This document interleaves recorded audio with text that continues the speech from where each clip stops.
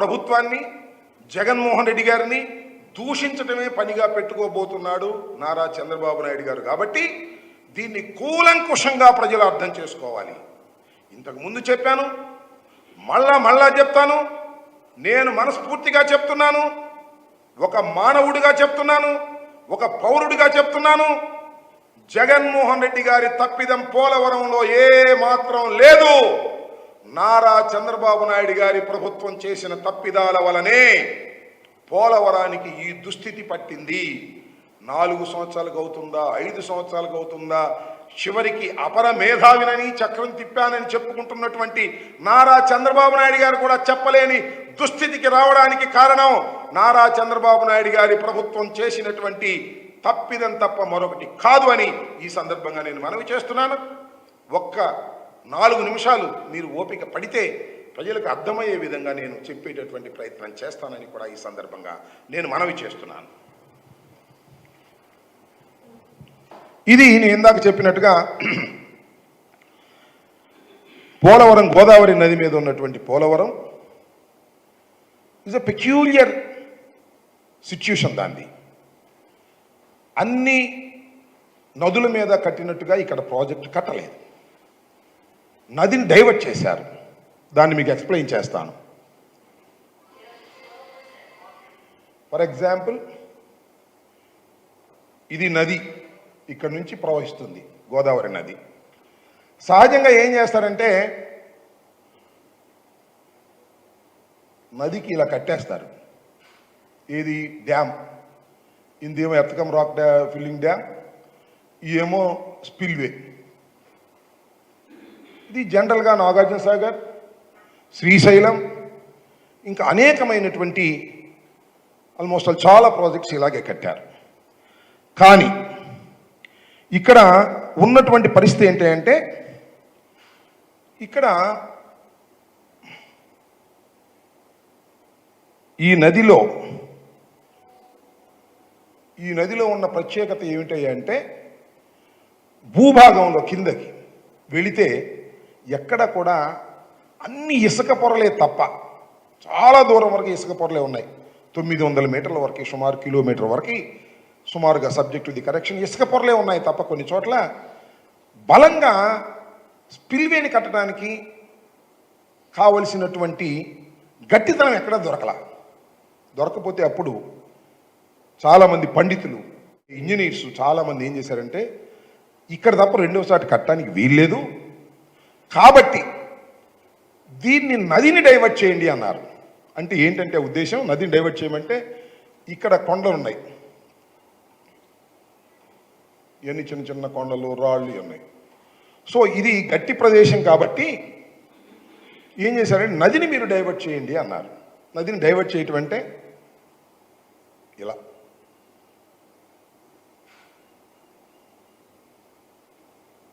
ఇలా వస్తుంది నది. అంటే నది ఇటు నుంచి ఇలా ప్రవహించి ఇలా వచ్చి మళ్ళీ ఇక్కడ కలిసిపోద్ది.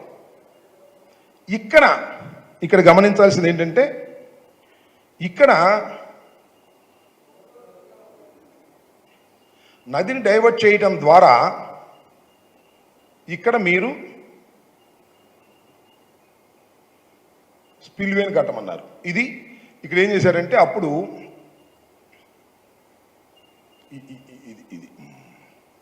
ఇది కదా, ఇక్కడ స్పిల్వేని కట్టమన్నారు. ఎస్, ఇక్కడ స్పిల్వే కట్టేటటువంటి ప్రయత్నం చేశారు. అంటే అప్పుడు ఏం జరుగుతుందంటే నది ఇలా వచ్చి ఇక్కడ స్పిల్వే అంటే గేట్లు ఉంటాయి కదా, ఎత్తే గేట్లు, ఆ గేటుల ద్వారా నీరు ఇలా వచ్చి ఎక్కడికి వెళ్తుంది, మళ్ళీ నదిలోనే కలుస్తుంది. సింపుల్.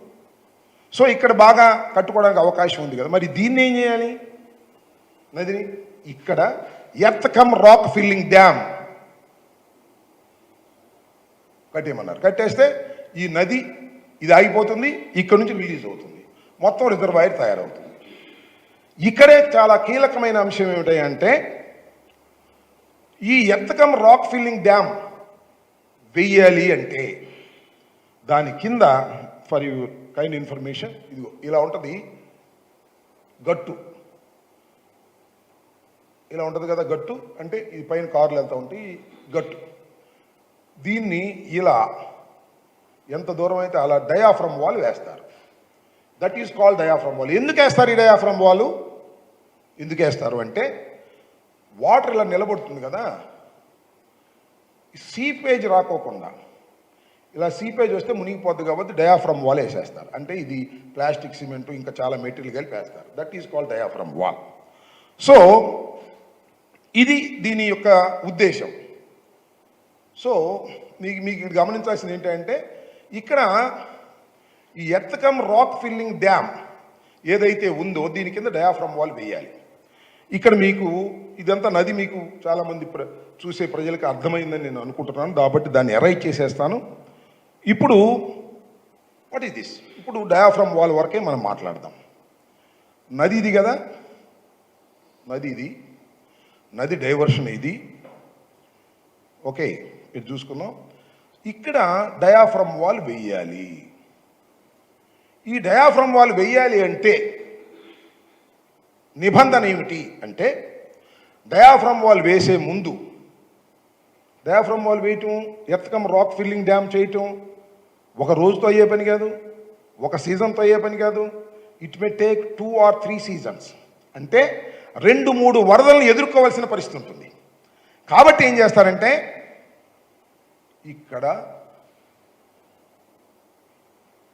కాఫర్ డ్యామ్ నిర్మాణం చేస్తారు, ఇక్కడ కాఫర్ డ్యామ్ నిర్మాణం చేస్తారు. ఈ కాఫర్ డ్యామ్ నిర్మాణం చేసిన తర్వాత, ఈ డయాఫ్రమ్ వాల్ వేసేసిన తర్వాత, earth cum rock filling dam చేసేసిన తర్వాత ఈ రెండిటిని కూడా రిమూవ్ చేసేస్తారు. ఇది కండిషన్. తాత్కాలికమైన కాఫర్ డ్యాములు. గురువుగారు చేసింది ఏంటంటే అప్పుడు మన నారా చంద్రబాబు నాయుడు గారు ఈ నది డైవర్షన్ అవ్వాలి కదా, ఈ నది డైవర్షన్ కాల, ఇక్కడ స్పిల్వే కంప్లీట్ కాల, ఇది మూసేస్తే ఈ నీళ్ళు ఇటు రావు, కొండలు గుట్టలు ఉన్నాయి, సగమే తీశారు, సగం ఉంది, వరద వస్తే ఇటు వచ్చి దీనిలో కలవదు. కానీ ఏం చేశారంటే డయాఫ్రమ్ వాల్ వేసాడు. ఇవి కూడా స్టార్ట్ చేశారు. స్టార్ట్ చేసిన తర్వాత ఈ గ్రామస్తులు ఏం చేశారంటే 54 గ్రామాలు ఇది క్లోజ్ చేసేస్తే మునిగిపోతాయి, ఇటు నీళ్ళు ఎట్టలేదు కదా, ఉబ్బి మునిగిపోతాయి. అందువల్ల దాన్ని కంప్లైంట్ చేస్తే ఆపేయమన్నారు. అందువల్ల ఇక్కడ దాకా వేసి, ఇక్కడ దాకా వేసి, ఈ భాగం వేశారు, ఈ భాగం వేశారు, ఈ భాగం వేశారు. సరే సారీ, మళ్ళా పోయింది. ఈ భాగం వేశారు, ఈ ఇందాక అన్నట్టుగా కొంత భాగాలు వేశారు, ఇంత వేశారు. ఈ ఖాళీలు అట్టి పెట్టారు, ఇక్కడేమో పెద్ద ఖాళీలు అట్టి పెట్టారు. ఏం జరిగిందయ్యా? ఇక్కడ నది వరదలు వచ్చి ఈ బొక్కల గుండా నీళ్లు కొట్టి బాగా స్పీడ్గా ఈ డయాఫ్రమ్ వాల్ కొట్టుకుపోయింది. నారా చంద్రబాబు నాయుడు గారు ఏమంటారంటే జగన్మోహన్ రెడ్డి గారు వచ్చి ఈ 2 బొక్కలు పొడవలేదంటాడు. జగన్మోహన్ రెడ్డి గారు వచ్చి ఈ 2 బొక్కలు పుడితే ఇటు నీళ్ళు వెళ్ళాలి కదా, ఈ స్పిల్వే కూడా నీళ్ళు వెళ్ళే పరిస్థితి లేదు, మూసే అవకాశం లేదు. ఇదంతా కంప్యూటర్ తప్ప ఇది మూయడానికి వీల్లేదు. కాంట్రాక్టర్ మార్చారనేటువంటి మాటలు మాట్లాడితే కాంట్రాక్టర్ మార్చడానికి ఈ బొక్కలు పోవడానికి సంబంధం లేదు. ఈ ఉన్న గ్యాపులు 2 పూడ్చడం అనేది అసాధ్యం. ఎప్పుడు సాధ్యమంటే ఇదిగో ఇది మొత్తాన్ని నది డైవర్షన్ క్లియర్ అయిన తర్వాత మాత్రమే దీన్ని క్లోజ్ చేయడానికి అవకాశం ఉంటుంది. చేయాల్సింది ఏంటంటే చాలా సింపుల్, నేను అందరికీ అర్థమయ్యేటట్టు చెప్తాను. చేయాల్సింది ఒకటి, డయాఫ్రమ్ వాల్ వేసే ముందు నదిలో డయాఫ్రమ్ వాల్ వేసే ముందు కాఫర్ డ్యాములు రెండిటిని పూర్తి చేయాలి. ఈ కాఫర్ డ్యాములు రెండిటిని పూర్తి చేయాలి అంటే నది డైవర్షన్ని కంప్లీట్ చేయాలి. అంటే ఇది పూర్తి చేస్తే దీని ఎమ్మట నీళ్ళు వచ్చి దీనిలో కలిసే విధంగా ఉండాలి. ఇది పూర్తి కాకుండా ఏమీ కాకుండా 468 కోట్లు 69 కోట్లు డయాఫ్రమ్ వాల్ వేసేశారు. ఇది చరితాత్మకమైన తప్పిదం. ఈ తప్పిదానికి జగన్మోహన్ రెడ్డి గారి మీద పడిపోతారు ఏంటండి? జగన్మోహన్ రెడ్డి గారు విధ్వంసగాడు అంటారు ఏంటండి? జగన్మోహన్ రెడ్డి గారు బాబాయిని చంపాడంటే ఏంటి? అక్కడికి వెళ్ళి వాట్ ఈస్ దిస్? నాకు అర్థం కాలే. అపర మేధావి, మోస్ట్ సీనియర్ అనుకునేటటువంటి నారా చంద్రబాబు నాయుడు గారి టైంలో జరిగిన విధ్వంసం వల్ల ప్రతి తెలుగువాడు మూల్యం చెల్లించవలసినటువంటి పరిస్థితి వాళ్ళు ఏర్పడింది. ఐఎమ్ ఛాలెంజింగ్ ఇట్ అని మనవి చేస్తున్నాం. ఏ విధమైన తప్పిదము వైఎస్ఆర్ కాంగ్రెస్ పార్టీది లేదని మనవి చేస్తున్నాం. ఒకే ఒక్క తప్పిదం వైఎస్ఆర్ కాంగ్రెస్ పార్టీకి ఉంది అంటే అదేమిటంటే 2022లో పూర్తి చేస్తామని మాట మేము తొందరపడి మాట్లాడాం.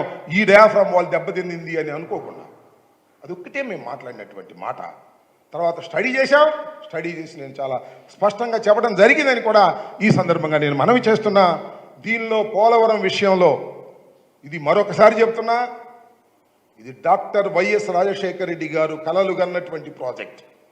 ఆయన ప్రారంభించిన ప్రాజెక్ట్, ఆయన శంకుస్థాపన చేసిన ప్రాజెక్ట్, ఆయన అన్ని అనుమతులు తీసుకొచ్చి దీన్ని పూర్తి చేయాలని ఆరాటపడినటువంటి వ్యక్తి డాక్టర్ వైఎస్ రాజశేఖర రెడ్డి గారు తప్ప చంద్రబాబు నాయుడు గారు కాదని కూడా ఈ సందర్భంగా నేను మనవి చేస్తున్నా. చంద్రబాబు నాయుడు గారు దీన్ని అడ్డం పెట్టుకొని డబ్బులు సంపాదించుకోవాలనే ప్రయత్నం చేసినటువంటి ముఖ్యమంత్రి తప్ప మరొకటి కాదు. ఇది నేను చెప్పిన మాట కాదని కూడా మనవి చేస్తున్నా. ఇది సాక్షాత్తు ఇప్పుడు వారి కూటమిలో సభ్యులైనటువంటి మోడీ గారు చెప్పినటువంటి మాట అని కూడా ఈ సందర్భంగా నేను మనవి చేస్తున్నా. కాబట్టి ఈ ప్రాజెక్ట్ పూర్తి చేసేటటువంటి బాధ్యతని చాలా చిత్తశుద్ధిగా వైఎస్ఆర్ కాంగ్రెస్ పార్టీ చేపట్టినా మీరు చేసిన విధ్వంసం వలన మేము పూర్తి చేయలేకపోయాము. మీరు చేసిన విధ్వంసం వలనే మీరు ఇవాళ పూర్తి చేయలేనటువంటి పరిస్థితిలో పడ్డారు. నేను మనవి చేస్తున్నాను. తప్పిదమని ఒప్పుకోండి, సగర్వంగా ఒప్పుకొని పొరపాటు జరిగిందని చెప్పండి. ఆ రోజు కూడా మీరు చేసింది ఒకటే, 2018కి పూర్తి చేయాలి అనేటువంటి ఆతృతతో మీరు తప్పు చేశారు. ఈపీసీ కాంట్రాక్ట్ కాబట్టి బిల్లులు చేసుకున్నారు. ఇది ధర్మం కాదు. జగన్మోహన్ రెడ్డి గారి మీద సందు దొరికింది కదా, ఓడిపోయి ఉన్నాం కదా అని మొత్తం అంతా మా మీద రుద్దేటటువంటి ప్రయత్నం దయచేసి నారా చంద్రబాబు నాయుడు గారు చెయ్యవద్దు. వాస్తవాలు గమనించండి. పోలవరం మీ హయాంలో పూర్తి చేయండి, మాకే విధమైన ఇబ్బంది లేదు. ప్రజలకు నీరు అందాలి. పోలవరం అనేది అన్ని ప్రాంతాలకి నీరు ఇచ్చేటటువంటి ఒక మహత్తరమైనటువంటి ప్రాజెక్టు. ఆ ఉద్దేశంతోనే డాక్టర్ వైఎస్ రాజశేఖర రెడ్డి గారు ప్రారంభించారని కూడా ఈ సందర్భంగా నేను మనవి చేస్తూ, ఇప్పటికైనా ప్రతి సోమవారం వెళ్ళండి, కానీ మీరు చేసిన తప్పిదాలను గుర్తించండి తప్ప ఉన్ని జగన్మోహన్ రెడ్డి గారి మీద బుర్ర జల్లితే ఒక రోజు జల్లుతారు, 2 రోజులు జల్లుతారు. వాస్తవాలు ప్రజలకు అర్థం కావా? ఆలోచించండి. నిలబడదు. నిజం నిలబడుతుంది కానీ అబద్ధం పలుమార్లు చెప్పినా నిలబడదనేటువంటి నగర సత్యాన్ని మీరు తెలుసుకోవాలని కూడా ఈ సందర్భంగా నేను చెప్పదలుచుకున్నాను.